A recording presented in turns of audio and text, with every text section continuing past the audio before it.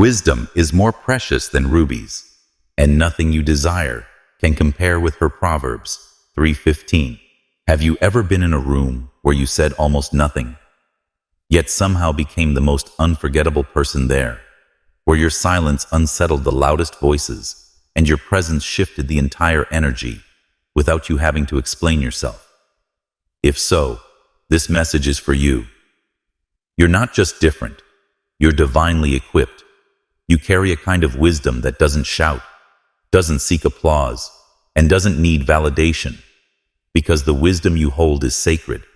It is royal. It is rare. God's chosen ones.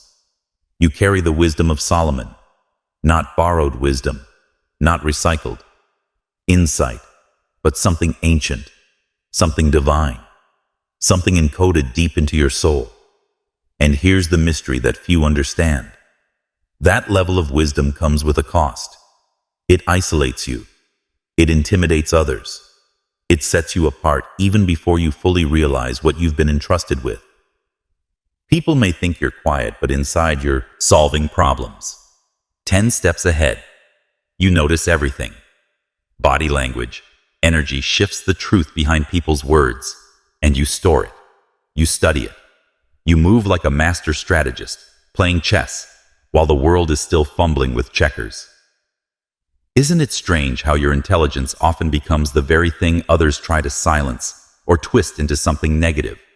That's because most people can't handle the kind of clarity that you live with daily. Your insight becomes their mirror, and they're terrified of what it reflects. But let's be clear. You are not too much. You are not too deep. You are not too wise for your own good. You are exactly what you're supposed to be. You were chosen to carry this level of insight because the world desperately needs it, even if it doesn't know how to honor it yet. Drop 777 in the comments.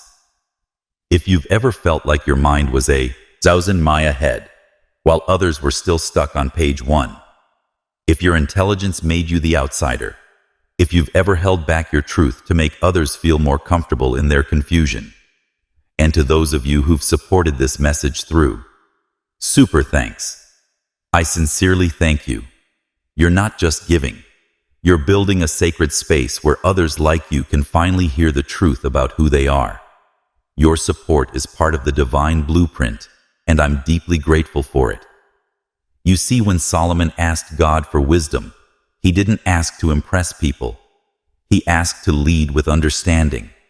He asked to discern truth from lies, good from evil, sincerity from manipulation. And God was so pleased with that request.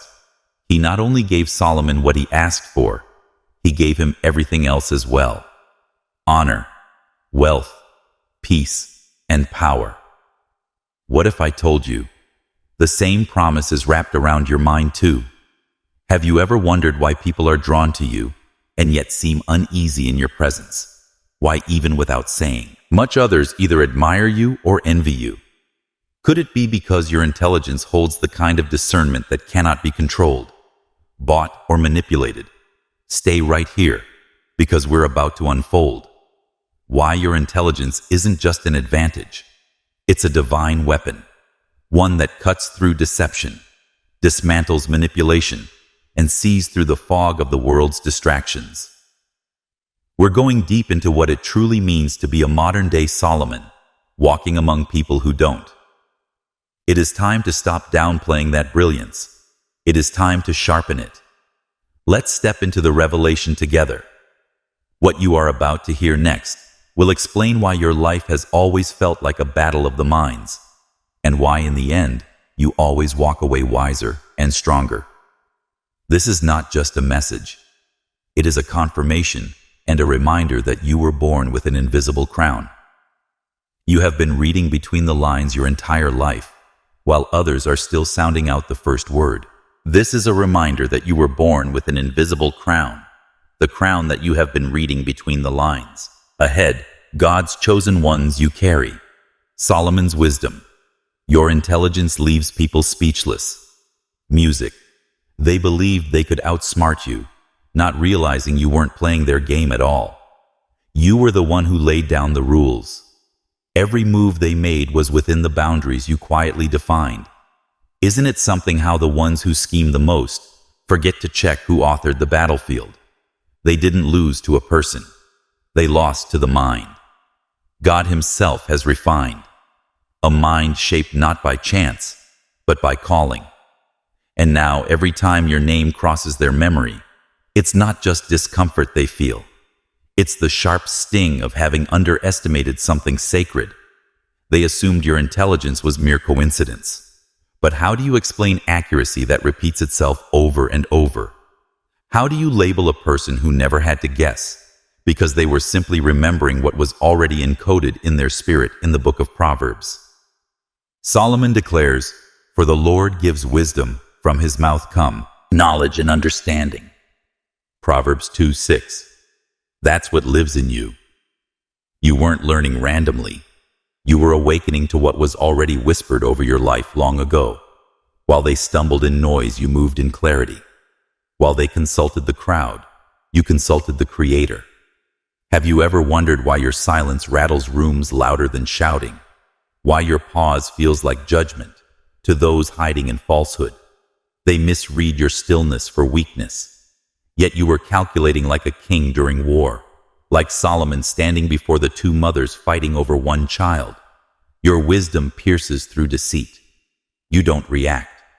Even now, there are those who continue to whisper that you are too much, too sharp, too deep, and too difficult to control. However, what if this world of delusion is exactly what this world needs? What if you weren't designed to be digestible, but rather to be undeniable? Let us not forget what Jesus said in Matthew 10:16. "Behold, I send you out as sheep in the midst of wolves. Therefore, be wise as serpents and harmless as doves." That balanced, fierce discernment wrapped in grace is what you carry. Have you paid attention to the fact that you frequently see yourself as a wolf? The trap before it's even set, how every time they tried to bait you, you were already walking around it, like you'd seen the blueprint. That's not guesswork. That's God work. You move differently because you're built differently. It's not pride. It's precision. The kind of precision David had when he stood before Goliath. Not with a sword, but with strategy. Others saw a boy. God saw a battle plan. Isn't it strange how those called by God always seem out of place until the moment of confrontation arrives? Your mind doesn't seek agreement. It seeks alignment. And those who are living in disarray are always agitated by it.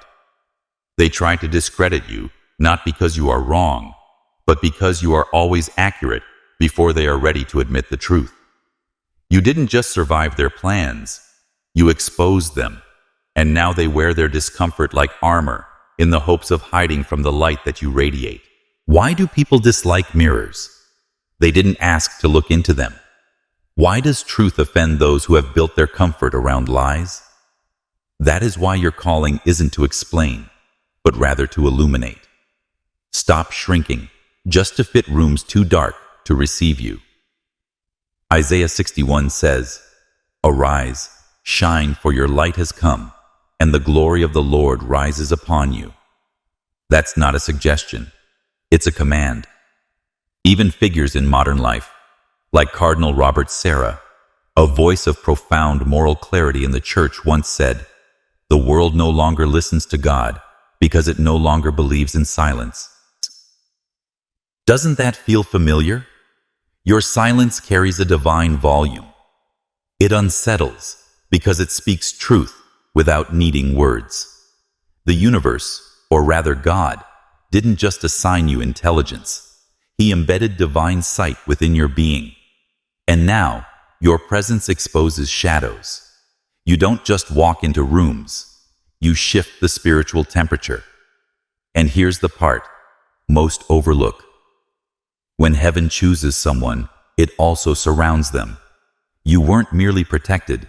You were backed by divine timing, concealed in divine wisdom, and lifted by divine favor. That's why none of their attacks landed. That's why the weapons formed against you failed. As it's written in Romans 8:31, "If God is for us, who can be against us?" Not just words, but the invisible wall behind every one of your comebacks. So now, chosen one, what will you do with that awareness? Will you keep apologizing for what God wired into you? Will you keep explaining what was never meant to be explained, but demonstrated you weren't chosen to be understood? You were chosen to interrupt, to challenge, to reveal what can't remain hidden. And yes, they'll hate it. They'll gossip. They'll misunderstand. But remember this. They are playing a game of reactions while you are executing a design of revelation.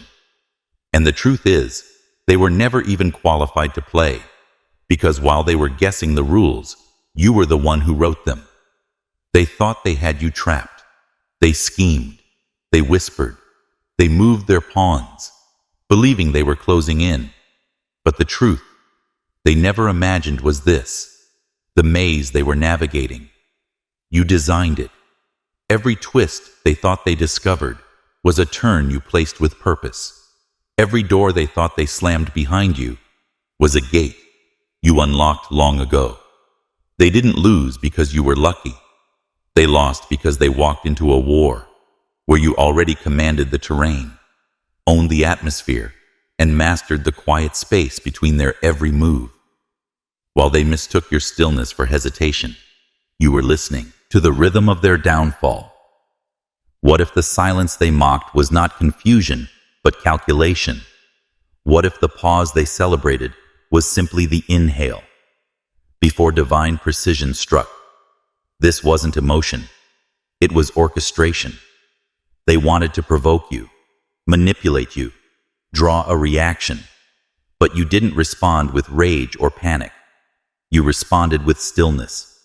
And in that stillness, God was shifting the entire board. Psalm 46:10 reminds us, "Be still and know that I am God." Isn't that what you were really doing, trusting the unseen, while the proud mistook their motion for dominance? Your enemies thought they could outmaneuver you with noise and chaos. But your power isn't in reaction. Your power lives in the pause. That pause is where heaven speaks. That pause is where you let the battlefield reshape itself in your favor. Can you see now why the enemy fears your calm more than your confrontation? They never had control, not even for a heartbeat, and the part that burned the most. You didn't even have to retaliate. You just watched, calculated, let their desperation expose their true nature. While they played games with mirrors, you held the blueprint in your bones, because your wisdom didn't come from books. It came from alignment, like Solomon, whose wisdom surpassed all the rulers of his time. 1 Kings 4:30.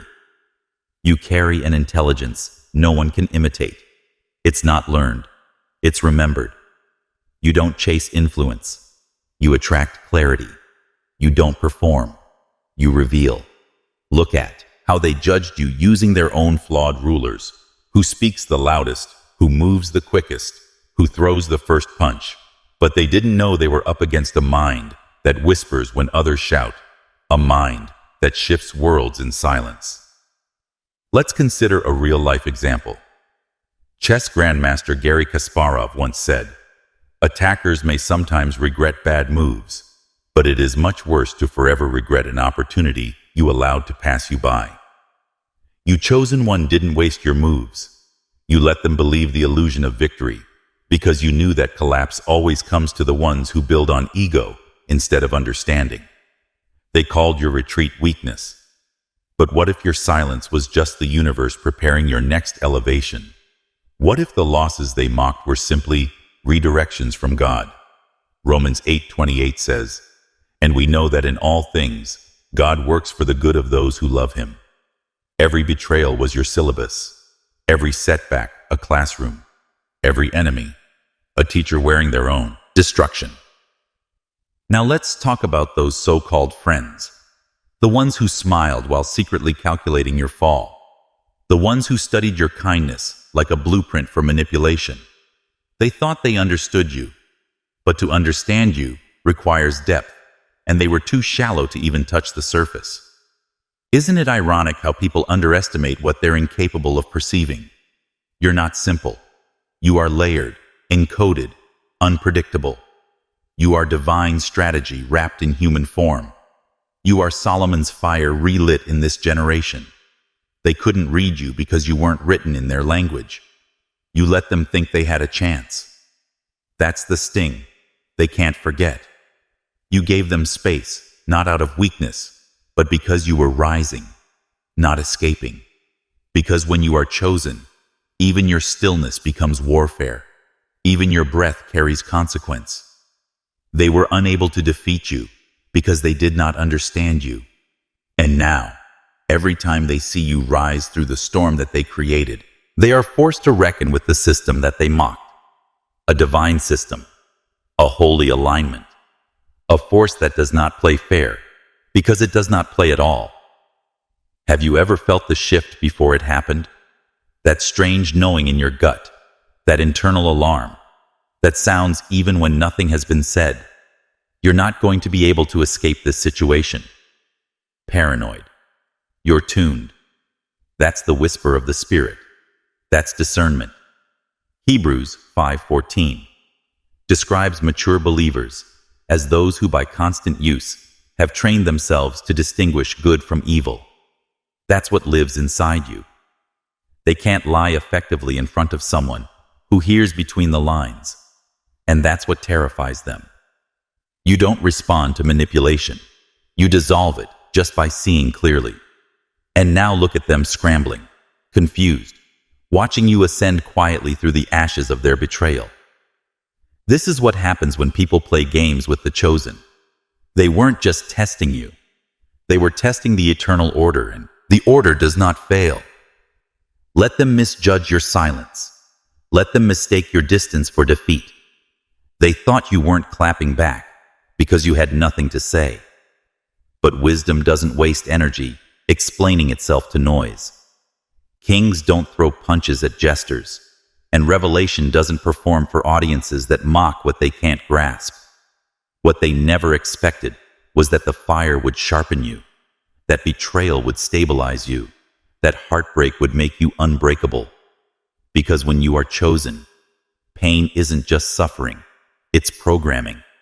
And to every chosen one watching this, who has ever been made to feel too much, too aware, too deep, you're not broken. You are built differently, and they know it. That's why they work so hard to keep you doubting. Because once you embrace the full clarity of who you are, the game ends. Their illusion dies, and the weight of truth crashes. Everything false they built. So don't apologize for what you know. Don't dilute your wisdom to be digestible. Don't downplay what God wrote in your soul, just to ease their discomfort. You were not made to be understood. You were made to be undeniable. And when people try to test that truth, let them give them your silence. Give them room to collapse under the weight of their own deception, because you weren't called to play the game. You were chosen to outlive it. And anyone who gambles against divine intelligence is always playing a losing hand. They mocked your clarity. They laughed at your warnings. They dismissed your insight as paranoia. And yet everything you said, everything they ignored, played out exactly as you described. What they now call coincidence, you know was code, not luck, not chance. It was pattern, and you were reading it long before anyone else noticed the pieces shifting. You saw the collapse forming in silence. You sensed the betrayal before it wore a face. Because while others stumble through life, hoping things just work out, you are not hoping. You are decoding. You see the framework behind every outcome. You don't just notice patterns, you interpret them. Like Joseph, the dream interpreter in Genesis, who could see meaning in what others dismissed as dreams. Your intelligence operates on a different dimension. Genesis 41:39 says, "Since God has made all this known to you, there is no one so discerning and wise as you." That same divine wiring lives in you. It is not fantasy. It is foresight. Do you ever wonder why your intuition is so precise that it frightens even you? Why you can feel the energy shift in a room before anyone speaks? Why someone's tone, even if it is wrapped in kind words, instantly rings alarm bells in your spirit. That is not overthinking. It's oversight. It's divine pattern recognition at work. They live in fog, but they are able to see the future. You're guided by foresight. You hear what isn't spoken. You sense what isn't shown. You know what isn't proven yet. And every time reality catches up to your knowing, they act surprised, as if they hadn't tried to gaslight you into silence just weeks before. They told you that you were too sensitive, that you were imagining things, that you were reading too much into it. And sometimes you started to believe them. You questioned your own clarity. You silenced your warnings. You muted the inner voice that has never failed you, just to be accepted by people who can't even comprehend your gift. Why do they do this? Why mock the very insight that could have saved them? Because deep down, they know you're tuned into something they'll never access. And pride hates to bow before truth. It didn't discover first. This happens to those who are spiritually aligned. 1 Corinthians 2:14 says, "The person without the Spirit does not accept the things that come from the Spirit of God, but considers them foolishness, and cannot understand them, because they are discerned only through the Spirit." That's what's happening. You are discerning spiritually coded truth, and they are stuck in distortion, mistaking light for confusion. You see, people don't fear your eyes, they fear your mind, because your intelligence isn't a product of academic memorization. It's perception, layered with spiritual accuracy. While they analyze words, you track silence. While they chase trends, you already see where those trends end. This kind of sight has always threatened the world. Jesus himself said in Matthew 13:13, "Though seeing they do not see, though hearing they do not hear or understand. You have been given eyes to see through, not just look at." This is the reason why your presence feels invasive to people who are still trying to hide behind appearances. Let's take a look at a real-life example. Beanie Brown, a research professor and speaker who is known for her work on vulnerability and truth, once said, "The truth is uncomfortable, but it is never dangerous. What is dangerous is the choice to avoid it." That's what your clarity represents to others. Uncomfortable truth. And many would rather label you too much than confront what your insight forces them to see in themselves. They say, it's just a coincidence. But how many coincidences does it take before they admit, it's not coincidence, it's pattern? And how many patterns must you accurately read before you finally stop second-guessing yourself? You don't just listen, you perceive. You don't just observe, you see. And when they try to shame you into silence, it's not because they think you're wrong.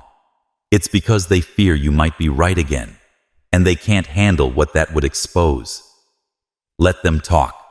Let them mock what they don't understand. But don't you dare apologize for that lightning flash of knowing that strikes through your gut like prophecy. You weren't built for their comfort. You were chosen for clarity. That deep knowing in you, the one that tingles your spine when something's off, even though everything looks fine. That's not suspicion. That's spiritual calibration. You are aligned with truth, and the truth is never welcome in spaces built on performance. They'll walk into traps you warned them about. They'll embrace people you already stopped trusting. And when it all falls apart, they'll pretend they always believed you. But you'll know because you always do. What terrifies them isn't what you've said. It's what you haven't said yet. It's the fear that if you already saw this much, what more do you know that you haven't revealed? What else are you silently carrying while the world is still catching up to your last vision? And you've chosen one. You don't need to convince anyone. You don't need to prove anything. You're not chasing credit. You're chasing codes. When they are trying to win the argument, you are already reading the next system, which is the battle that they believe they are fighting. You have finished it before they even started.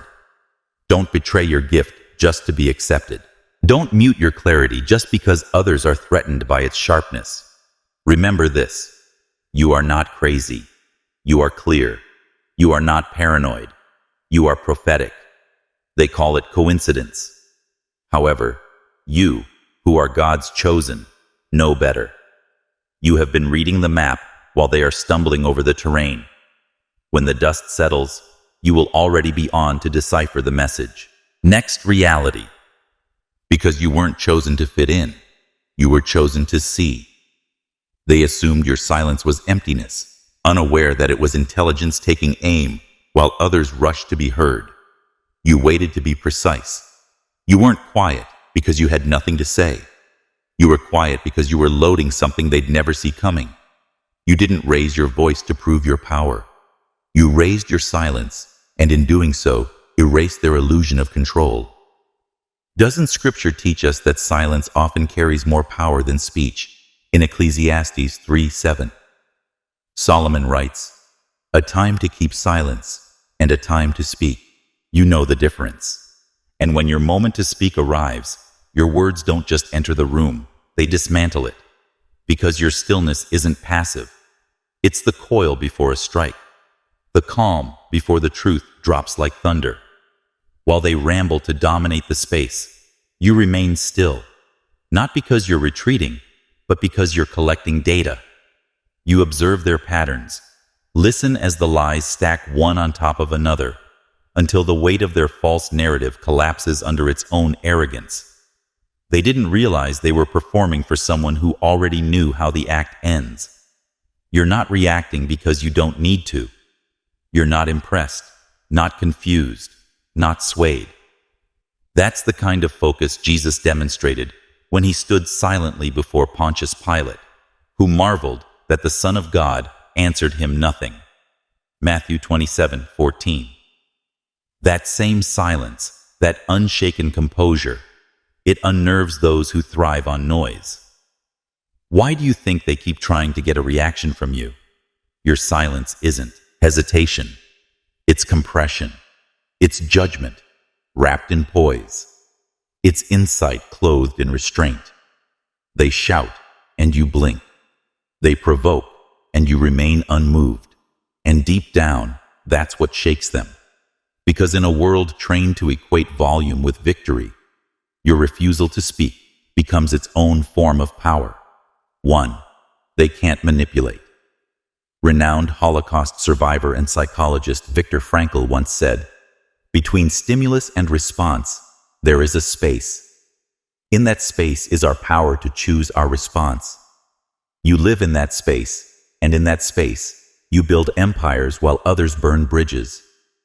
Have you noticed how often people overexpose themselves, revealing their every move, while you quietly absorb their entire playbook? That's not detachment. It's divine discernment. While they are scripting performances, you are documenting the truth. Your mind doesn't race to speak. It races to understand. You're a vault. And what terrifies people most is not knowing what's behind your sealed expression. That's why there's never neutrality with you. People either stand in reverence of your depth or tremble before your unreadable gaze. There is no middle ground when the atmosphere shifts. Every time you walk in without saying a word, they don't know what you know. Worse, they don't know if you've already used what you know to move them like chess pieces. That's why your silence doesn't calm them. It convicts them. They thought your stillness meant surrender. They mistook your composure for submission, but your lack of reaction wasn't agreement. It was assessment. You were documenting their downfall before they even realized there would be one.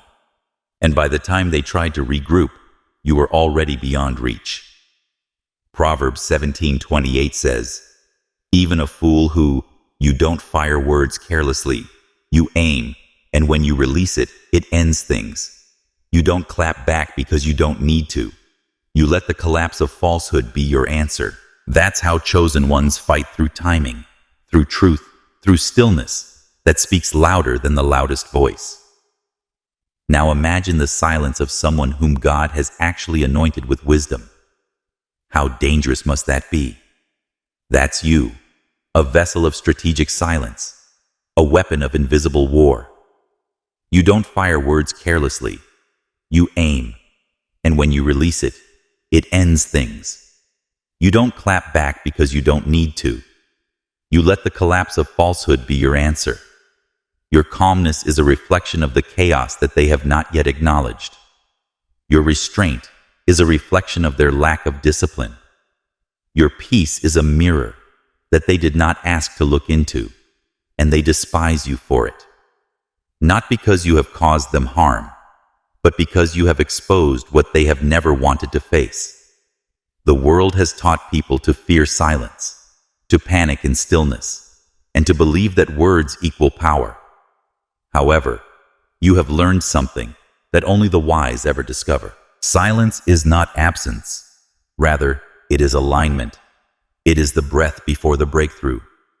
Take, for example, Pope Benedict I, who was known for deep reflection and measured speech.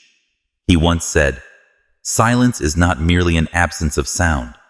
Silence is the presence of something greater. You carry that presence. And it's not just greater, it's holy. You don't need applause to validate what's already been ordained. You don't need to defend what heaven has already justified.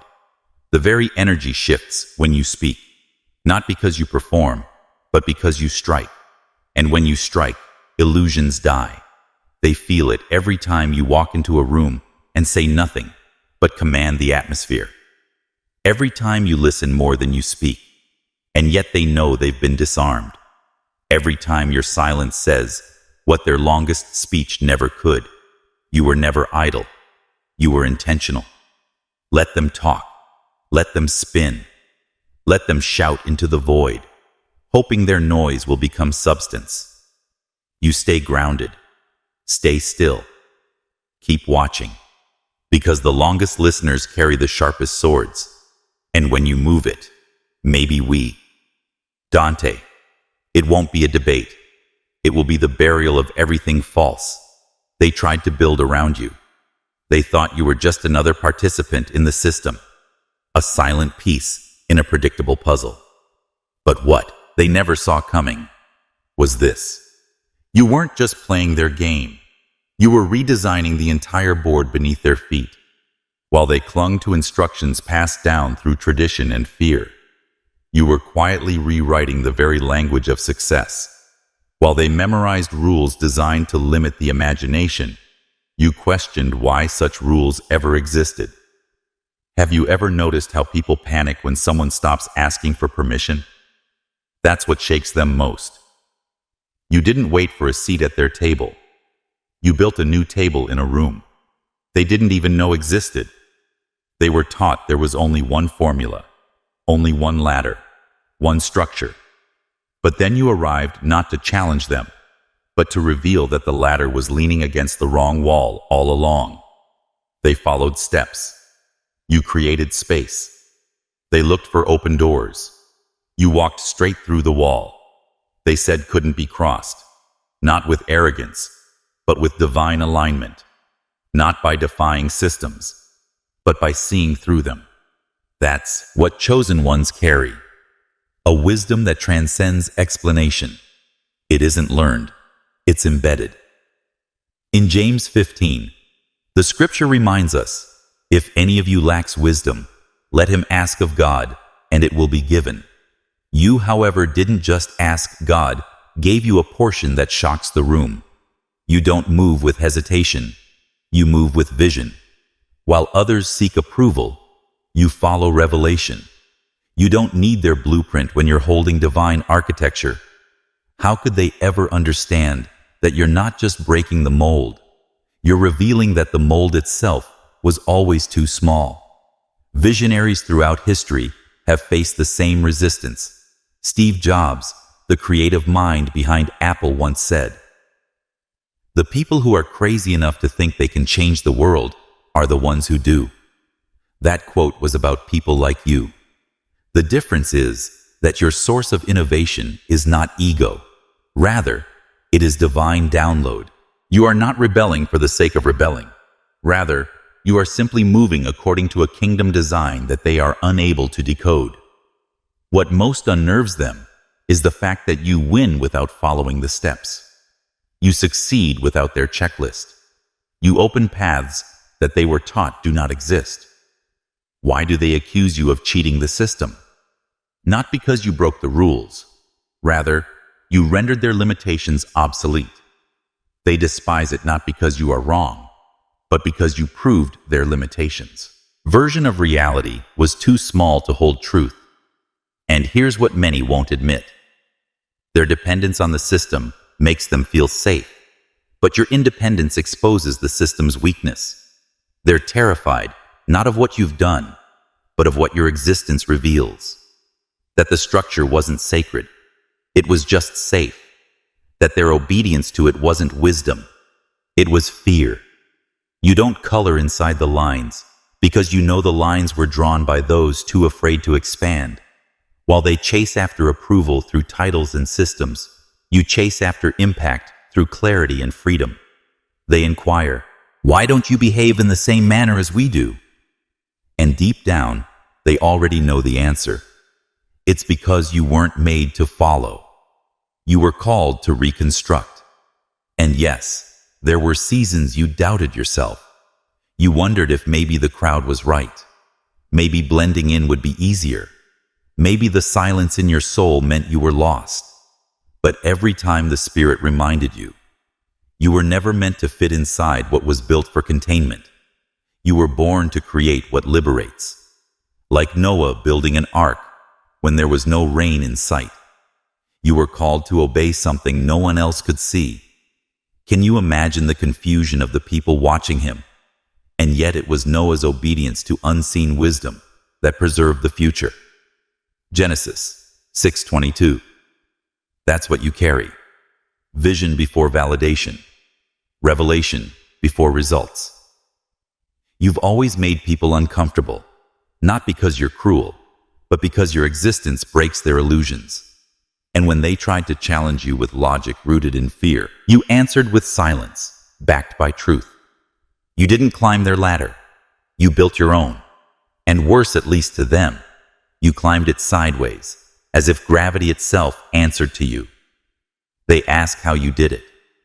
They wonder what your secret is. But there is no secret. The truth is, you stopped thinking like them. You stopped chasing their goals. You stopped seeking safety and instead followed spirit. That's your edge. That's your threat.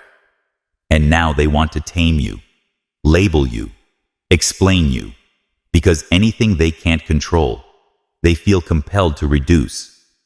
But you weren't sent here to be reduced. You were sent to rebuild. Isaiah 43:19 says, "See, I am doing a new thing. Now it springs up. Do you not perceive it? You are that new thing, a walking disruption to outdated patterns, a living blueprint of what happens when someone trusts the voice of God more than the voices of men. So don't shrink. Don't apologize. Don't trade your divine download for their stale doctrine. You weren't made to follow the map. You were made to redraw the terrain. Let them cling to their frameworks. Let them whisper their doubts. Let them watch in confusion, because what terrifies them. Most importantly, they were told that there was only one way until you arrived and rewrote the future. You didn't just succeed, you made it look inevitable. You don't just walk into a room, you transform it. While others enter looking for a place, you arrive carrying presence. The moment you cross the threshold, the frequency shifts. And even when they pretend not to notice their bodies, they betray them. Conversations become thicker, eye contact flickers, and people adjust their voices, posture, and narratives because of the fact that you have arrived. Some part of them recognizes something that their minds have not yet named. It is not fear of you. Rather, it is fear of being seen by you. This is because your silence does not indicate absence. Rather, it indicates command. You are not requesting space. You are redefining how space operates. You are not attempting to dominate. You simply exist, and everything else bends. Why is this the case? Because your presence requires alignment rather than attention. You are the frequency to which everything else must tune. This is the weight of divine awareness. Moses carried it when his face shone, after encountering God on Mount C. Exodus 34:29. The people could not look directly at him because the residue of God's glory disrupted their comfort. Likewise, you carry the afterglow of encounter, an unseen force that exposes what's hidden, challenges what's artificial, and brings truth into the atmosphere without you uttering a word. Some people light up a room, but you chosen one. You reprogram it. You don't move according to their rhythm. Your energy is tuned to something higher, sharper, deeper. It's like you're receiving signals from a frequency the world forgot existed. And when you show up, those who are not tuned to that signal feel scrambled. Some are drawn to you with awe, others recoil in discomfort. But no one remains untouched. Your presence presses on them like gravity they didn't expect, like spiritual weather they can't explain. Why does this happen without your intention? Because you carry revelation, not performance. While they imitate confidence, you embody clarity. You don't need noise to establish weight. You don't need a title to walk in authority. As Jesus demonstrated repeatedly, true power doesn't yell. It stands still and speaks only when necessary. When he rebuked the storm with 3 words, "Peace, be still," even the wind and waves submitted. Mark 4:39. That's the kind of weight your silence carries. You're not arrogant, you're aware. And that awareness exposes those who are hiding behind masks. They feel it before they process it. That uncomfortable tightness in their chest when you're around. It's not you. It's their falsehood unraveling under the clarity of your presence. That's why some people shrink around you. Not because you did anything wrong, but because your authenticity confronts their performance. You don't search for deception. You simply notice it. You can feel the shift in energy before the lie is even spoken. You hear the dishonesty in the tone, sense the agenda in the silence, and that makes you unreadable, unshakable. They've never encountered someone who sees this clearly and still stays this calm. That's what chosen ones carry. Not loud power, but real power. The kind that doesn't seek recognition because it already walks in purpose. And in a world addicted to showmanship, your stillness becomes confrontation. Why do people get defensive in your presence, even when you're kind? Why do some talk nervously or over-explain themselves to you without being asked? Because your energy is a mirror. And while they may not understand it consciously, their spirit does. They feel the weight of truth surrounding you. And truth unfiltered is always hard to stand next to when you're built on illusion. Even leaders feel it. Those who posture and pretend will avoid locking eyes with you because you see them not the image, not the mask, but the core. Hear this clearly. They weren't rejecting you. They were rejecting the pressure of being seen without filters. You didn't push them away. They quietly stepped back when the mirror got too honest. Jesus experienced the same resistance in John 3:19 when he said, "Light has come into the world." You don't shift rooms by being loud. You shift them by being real. And yet, there were times when you questioned your own abilities. There were times when you asked why people became distant, why friends seemed uncomfortable, and why conversations began to become awkward when you did nothing but exist. World and people loved the darkness rather than the light because their works were evil. This is your story too. You carry light, and not everyone is ready to be seen in it. So don't shrink. Don't apologize for being the presence that disturbs what's fake. You weren't sent to fit in. You were sent to shift atmospheres. You weren't called to keep the room comfortable. You were called to make it confront itself, like the late Queen Elizabeth II, whose presence alone commanded attention, without needing flamboyance. Your power lies not in volume, but in vibration. The kind of authority that shifts the room before your name is spoken. That's the divine design in you. Crowds may follow noise, but real leaders recognize presence. And your presence doesn't beg, it awakens, it stirs, it sharpens. And those with ears to hear will lean in, while those stuck in illusions will flee. You weren't given this frequency to whisper. You were entrusted with it to ignite reformation in the atmosphere. You are not simply passing through spaces. You are recalibrating them. Wherever you go, truth enters with you and lies start to tremble. Let them stare. Let them question. Let them pretend they don't feel it. Deep down, they know. This isn't ordinary. This isn't ego. This is encounter. You weren't made to dim your light. You were made to reveal theirs. And if they can't handle your shine, they're not ready for their own reflection.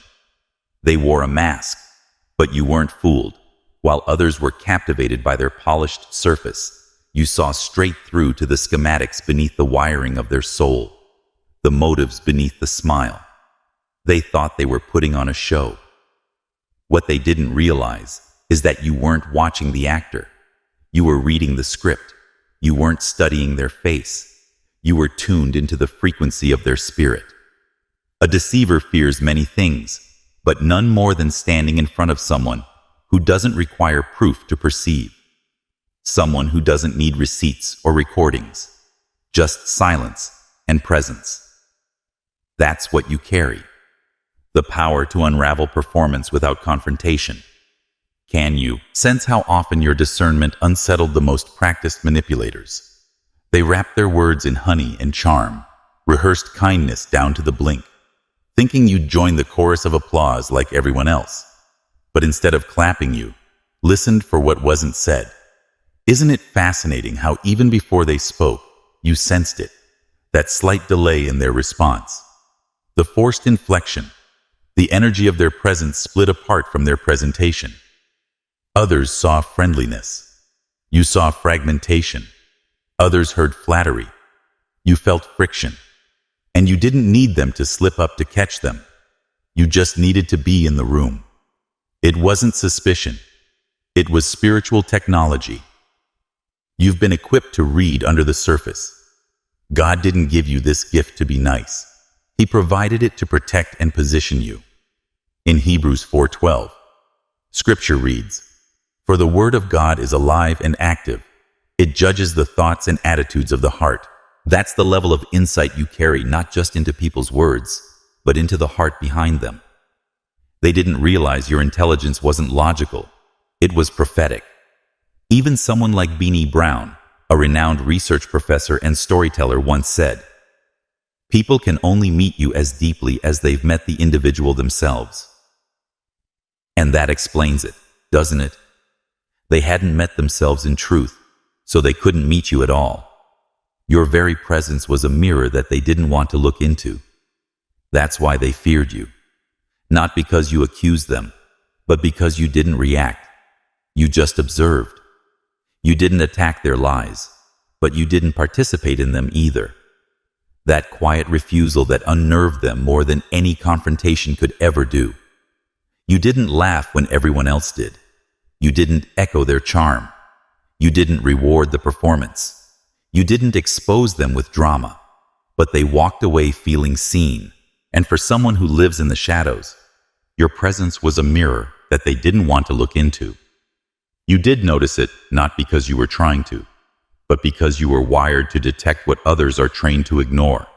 And when you tried to express it, when you tried to gently bring it to light, they flipped it on you, accused you of being too sensitive, too suspicious, too intense.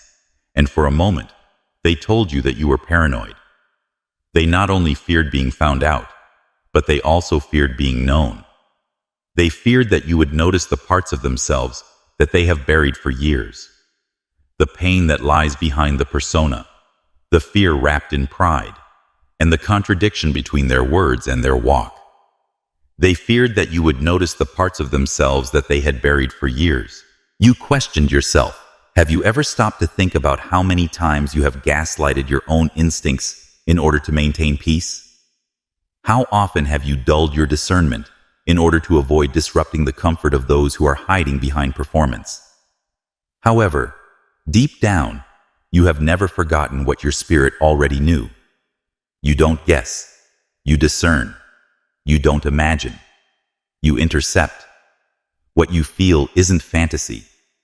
It's God's alert system vibrating through your bones. In the book of Acts, the Apostle Peter came across Ananias and Sapphira, a couple who lied about their relationship, their offering to the church. Without anyone telling him, Peter perceived their deception through the Holy Spirit and confronted them on the spot. Acts 5:1-10. He didn't need evidence. He carried truth. You are built in that same spiritual lineage, wired for revelation. And this is why manipulators either avoid you or try to redefine you. If they can't deceive you, they'll try to discredit you too. Intense, too deep, too suspicious. But what they're really saying is too aware to fool. That awareness is your armor. Your clarity is your inheritance. And yes, sometimes it makes you the outcast. But chosen ones are never called to fit in. They are called to reveal what others deny. You don't need the receipts. You are the receipt. You don't need the story. You feel the fracture beneath the headline. You were never sent to be a detective. You were born to be a revealer. You are a presence that brings pressure.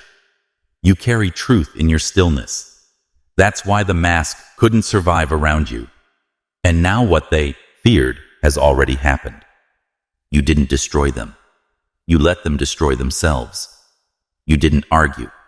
You held the line, and they felt it every time they looked into your eyes and saw their reflection, distorted by the truth they've been running from. Stop doubting what you know. Stop apologizing for the clarity God gave you. Stop hiding the gift that guards your destiny. In 1 John 2:27, it is written, "The anointing you received from him remains in you, and you do not need anyone to teach you, but his anointing teaches you about all things." That inner voice, that unsettling clarity, that's your anointing in action. So when they try to smile over secrets and mask their motives in flattery, you don't have to react. You've already read the blueprint. You've already seen the glitch in their performance. And the most dangerous thing in the room is the one who needs no proof. You don't need to say a word because you are the evidence. They prayed no one would ever become. They scrambled for the throne, unaware that you are the bloodline. They clawed for crowns, fought over crumbs, and contorted themselves for titles, never realizing that the very thing they were desperate to become is what you already are. While they scheme, compete, and exhaust their souls, chasing power, you walk with the quiet weight of inherited authority. You didn't chase the throne. You were born from the lineage of kings, and something in you remembers that, do they? What they don't understand is that power doesn't come from noise. It comes from origin. You were never built to prove. You were built to embody. While others shout to be heard, you whisper and the whole room adjusts. They attempt to manipulate environments, but you simply enter and atmospheres recalibrate. You don't ask for respect. Your presence demands it without a word. King David was anointed while still tending sheep. He wasn't crowned through competition. He was chosen in silence. When the prophet Samuel poured oil over him in 1 Samuel 16, David didn't campaign for favor. God pointed him out. Have you ever wondered why your presence unsettles people, even when you're silent? Why your calmness causes others to stumble over their words? That's because your energy isn't built on fear. It's built on certainty. A stillness that comes from alignment. A quiet strength that makes insecure leaders feel small and false. Rulers feel exposed. You don't intimidate. Your clarity simply reminds people of what they lack. And when they feel that gap, some admire you, but others fear you, because you didn't climb ladders or beg for validation. You never had to. You didn't learn how to lead. You came into this world with a compass already set. And while they market their image like a product, your authenticity makes their performances fade. Do you notice how often they try to draw you into their games, as if they need to demonstrate that you are also playing, but you are not? You are the disruption to the entire system. You are not even trying to win their race. You are redesigning the track that they thought was fixed. It is not arrogance. It is identity. And this is the reason why they cannot stand you, because you are not hungry for what they worship. They chase status and applause titles, but you carry presence, peace, and power. The irony is that while they believe power must be seized, you were born radiating it. This difference causes them to question their own beliefs' entire path. In Matthew 23:11-12, Jesus said, "The greatest among you will be your servant. For those who exalt themselves will be humbled, and those who humble themselves will be exalted." They misunderstand this. They think shouting equals strength, but the highest level of leadership is humble stability. And you live that without effort. Consider Pope Francis, leader of the Catholic Church, who has quietly redefined global leadership not through dominance, but through compassion and presence. He once said, "True power is service." That's the very principle you carry. You don't need to be seen. You carry light that makes others reflect. You don't create waves to prove impact. Your very stillness is a tidal force of clarity. That's why people either draw near or pull away from you. Some crave the stability you radiate. Others challenge you out of insecurity. But nobody leaves unchanged. Why do you think they grow so defensive even when you say nothing at all? Why do they act as though your quiet observation is confrontation? It's because they've built their identity on noise, struggle, and striving. And then you walk in unchanged, unbothered, and unmistakably complete. That makes them question everything they've built. You weren't trying to compete, but your very existence confronts every false foundation they stand on. Let this truth settle deep. The reason you felt misunderstood isn't because you're too much. It's because you're not playing small enough to be accepted by those still trapped in performance you weren't built for. Applause. You were built for alignment. You don't need lights, stages, or slogans to prove who you are. You are the blueprint others are trying to replicate. And here's the secret few will admit. True power doesn't announce itself. It doesn't dominate or manipulate. It doesn't push people into submission. It awakens people into remembrance. And that's what your presence does. You don't push. You shift. You don't demand. You reveal. The people who try to discredit you, mock your silence, or label your calmness as arrogance, deep down, they know the truth. You don't need what they're chasing, and that unsettles them more than any crown ever could. They chase power, hoping it will make them whole. But you already are. And nothing, no title, no award, no public praise can upgrade what was divinely completed from the beginning. Your role was never to compete. It was to demonstrate what real power looks like in contrast to illusion. You weren't sent to prove authority. You were sent to carry it with such integrity that false power crumbles just by standing next to you. So stop apologizing for your gravity. Stop minimizing your light to comfort those still hiding in shadows. You weren't made to shrink. You were made to reveal what counterfeit can't survive beside. And when they try to copy your energy, remember, replication is the highest form of confession. They don't hate you because you're wrong. They hate you because deep down, they know you are the source. They keep imitating. They spent their lives studying for answers, not realizing that you are the answer. While they buried themselves in books, academic degrees, and endless seminars, you walked in with truth, etched into your very being. They hunt wisdom like it's a hidden code, desperately hoping knowledge will somehow translate into clarity. But you don't carry understanding because you searched harder. You carry it because you remembered what they forgot. They memorize theories, quote philosophers, cite trends, and repeat what others told them was truth. But even with all that, they remain uncertain, still tangled in noise, still waiting for the feeling of alignment. Then you speak. One sentence, one quiet observation, and suddenly what took them years to piece together begins to unravel in front of you. Not because you tried to outsmart them, but because your words come from somewhere deeper. You don't offer wisdom. You are wisdom walking. Have you ever wondered why? What you say silences a room, even when you weren't trying to be profound. Why people seem shaken after conversations with you, like something inside them shifted. That's because what you carry doesn't come from status. It doesn't wear credentials. It wears clarity. The book of James says, "But the wisdom that comes from above is first pure, then peaceable, gentle, open to reason, full of mercy and good fruits." James 3:17. That kind of wisdom can't be earned through textbooks or titles. It's given and you carry it because heaven trusted you to speak only when it matters most.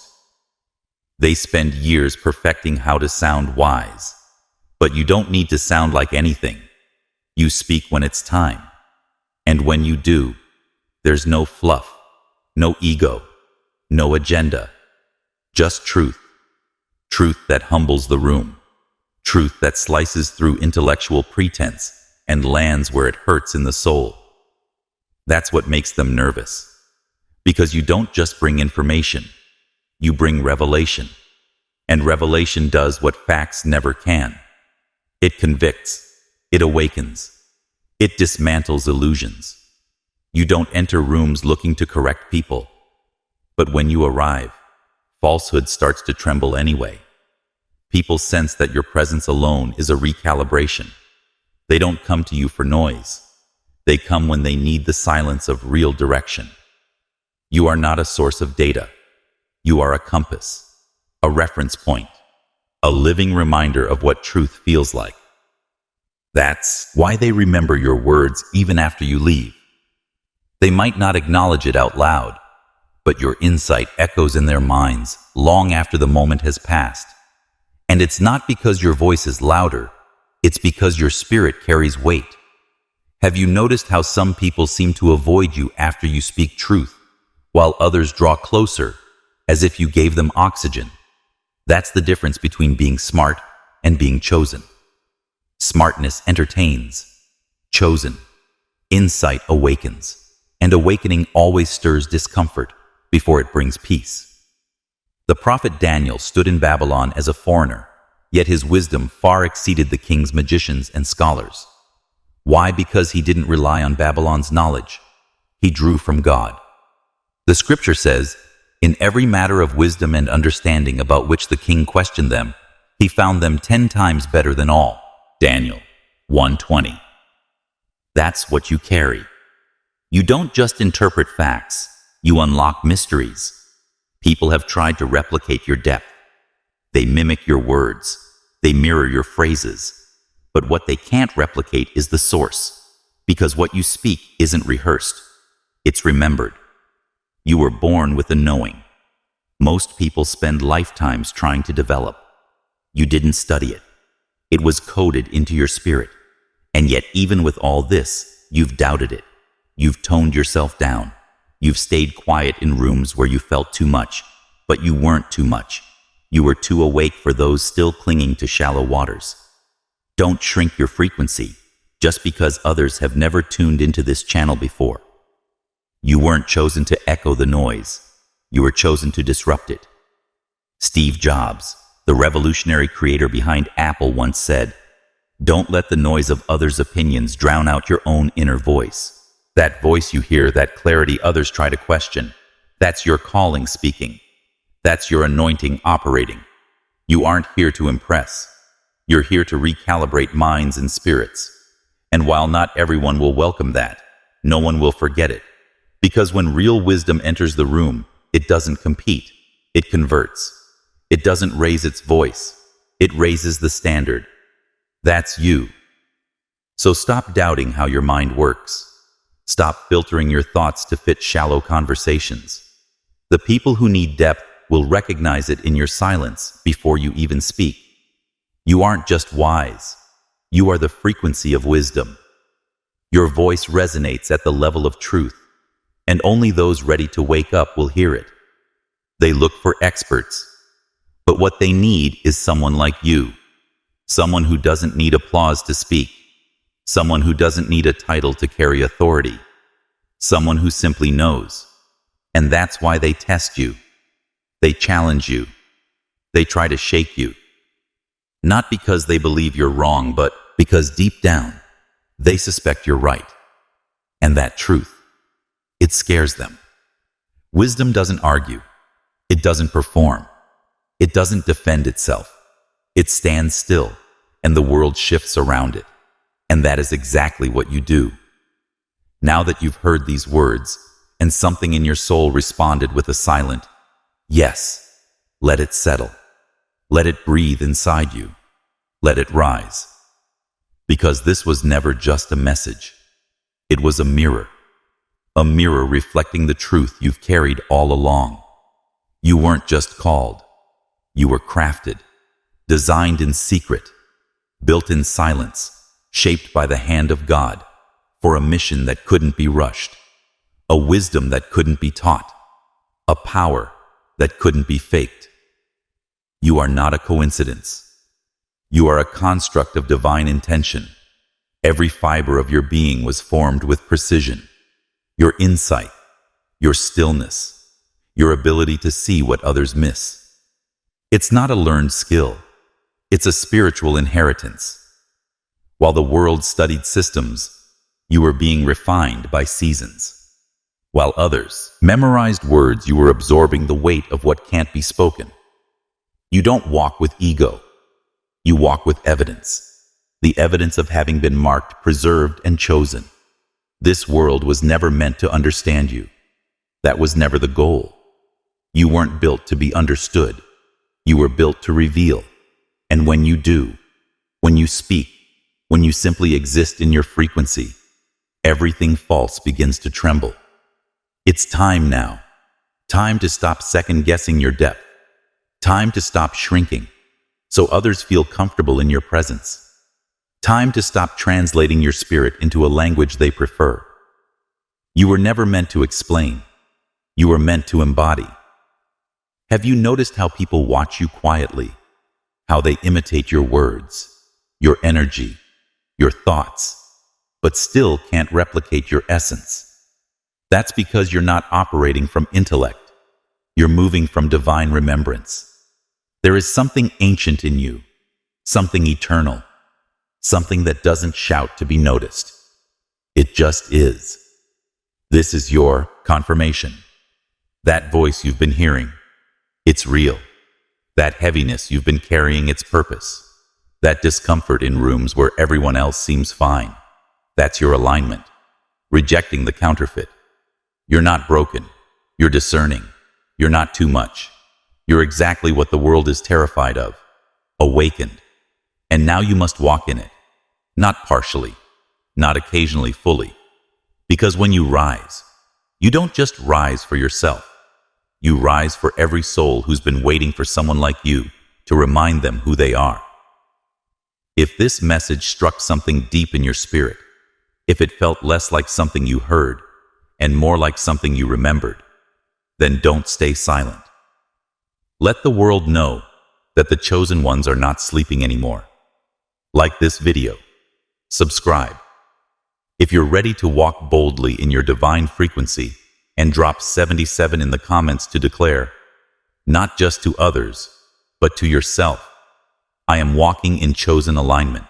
And if someone you know has spent their life feeling out of place, hidden in plain sight, watching the world move, but never truly being part of it, share this with them.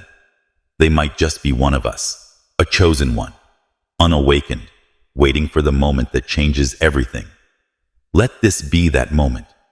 You are not here to chase power. You are the power they pretend to possess. You are not here to beg for space. You are the space shifter. You are not the echo. You are the original sound. And now that you know this, truly know it, there's no turning back. Walk in it. Stand in it.